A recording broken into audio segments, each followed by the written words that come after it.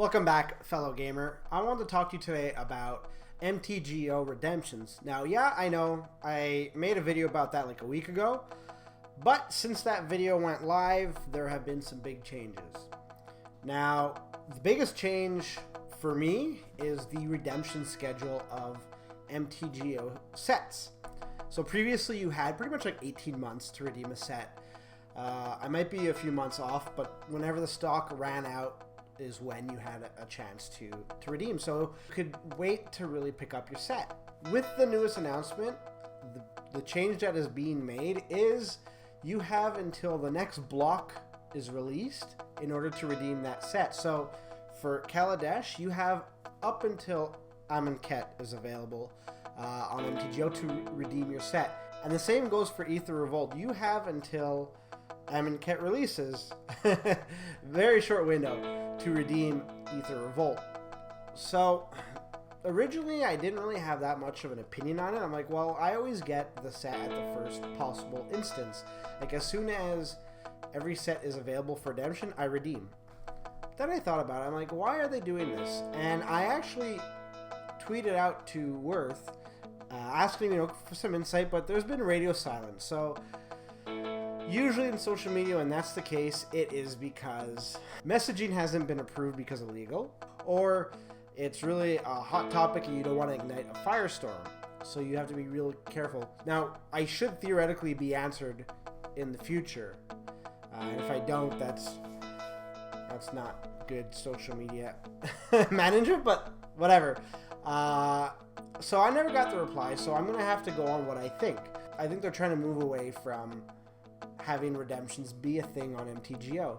Because you look at it, and I stated in my previous video, I don't buy sealed product anymore. I'll buy singles like of the Kaladesh inventions, but I won't go ahead and buy packs, boxes, or fat packs unless there's something that's not redeemable on MTGO, like Eternal Masters. So that's money that Wizards of the Coast is losing.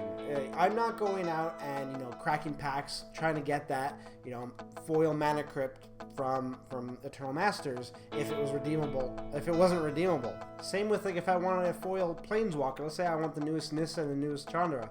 I'm not going out and buying packs. I'm just waiting for the redemption to be up, and I just go ahead and buy the full set. So that's money, again, that Wizards of the Coast is missing out on. And I think that that's also another thing that they tried to spur with Kaladesh Inventions. And I had even mused about it. I said, maybe that's how I'm going to start buying sealed product again, but I just did the math and it did not make sense. I'm better off buying the Kaladesh Inventions that I would like instead of, cracking hundreds and hundreds of packs hoping to get a certain invention, or hoping to get maybe one or two inventions and trading into like a Soul Ring or Mox Opal. And it comes down to what, as I mentioned in, I think it was in one of my previous videos, or if it wasn't, it was on a discussion in Twitter where I was stating that Wizards is at the mercy of its own success, where it needs to continuously beat itself. It needs to push the sales envelope. It needs to always be the top selling set. They know that it's unsustainable, that at one point they're not going to be the top selling set of all time. They're going to reach a tipping point, but they need to try to push that tipping point back as far as possible.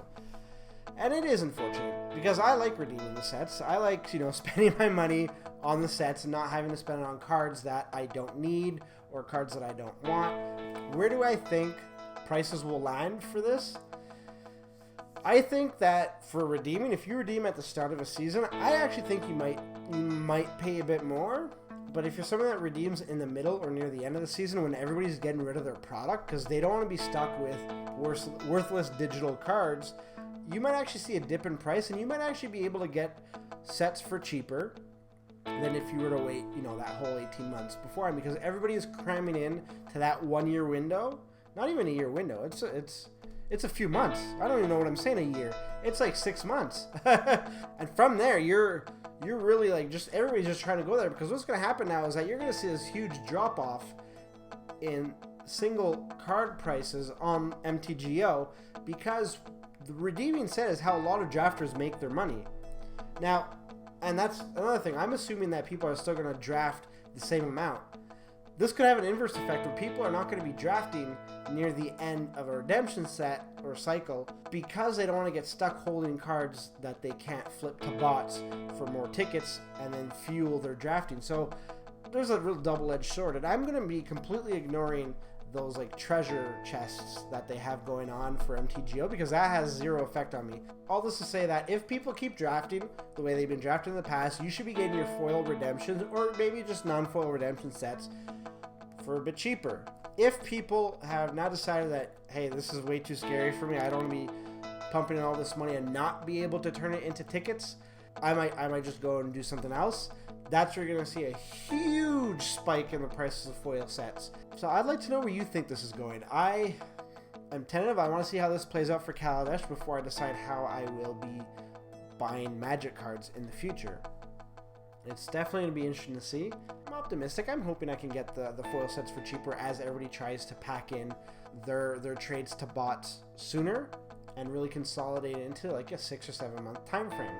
Now this does make it quite short for the second set in a block because you only have like 3 months to redeem. But at least that expedites it. I would have liked to see MTGO sets go live like, you know, the week after like they kind of do now, and then immediately from there have sets redeemable. You know, redeem your set right away if you're able to get one. That would have helped the timeline. Maybe that's something they can implement like as a stopgap up until they eventually say no more redemptions. I really do think that's the way they're going. It's unfortunate because it's kind of why a lot of people got into MTGO with the idea of being able to turn their digital product into paper. But we'll see. We'll see where we go. I'd love to know what your thoughts are on the situation. Let me know in the comments below. Thanks for watching. Now don't forget to like and subscribe. It really helps the channel out. If you'd like to see more, click on one of the 2 videos that are there, or click on show more in the description below to see when and what we upload, as well as when we stream. And if you need an update on what exactly we're going to be streaming that week, don't be shy to hit us up in the comments or reach out to us on Twitter. We'll be more than happy to chat. Until next time, good gaming.